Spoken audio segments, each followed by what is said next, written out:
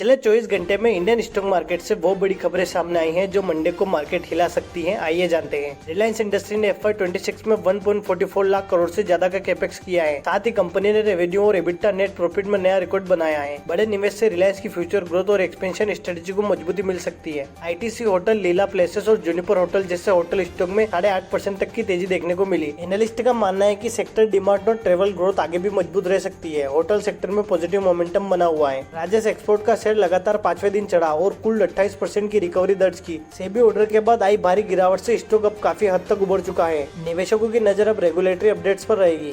HDFC bank का share x dividend होने के बाद करीब 2% गिरा। हालांकि ये गिरावट डिविडेंड एडजस्टमेंट की वजह से हुई है। बिजनेस फंडामेंटल में कोई बदलाव नहीं है। RBI ने CEO शशिधर जगदीशन की टीम में केकी मिस्ट्री का कार्यकाल भी बढ़ाया है। एसेंचर की गाइडेंस कट के बाद IT सेक्टर में करीब 6% तक की बड़ी गिरावट देखने को मिली। इन्फोसिस, TCS और टेक महिंद्रा जैसे बड़े दिग्गज IT स्टॉक में 8% तक की कमजोरी देखने को मिली। शॉर्ट टर्म स्टॉक में IT सेक्टर पर दबाव बना रह सकता है। ईरान के सर्वोच्च नेता अयतुल्ला खमेनी ने US ईरान समझौते को मंजूरी देने की बात कही है। साथ ही वॉशिंगटन के साथ सीधे संवाद के संकेत भी दिए गए हैं। मिडिल ईस्ट जियोपॉलिटिकल में ये एक बड़ा घटनाक्रम माना जा रहा है। गोल्ड इनपुट ड्यूटी में हाइक के बाद 75% तक की गिरावट देखने को मिली। अब भारत में गोल्ड इनपुट करने वाले अधिकृत संस्थाओं की संख्या भी सीमित कर दी गई है। गोल्ड सप्लाई और डोमेस्टिक प्राइस पर इसका असर देखने को मिल सकता है। और ऐसी ही डेली इंडियन स्टॉक मार्केट की अपडेट्स के लिए फॉलो मनी मैट्रिक्स।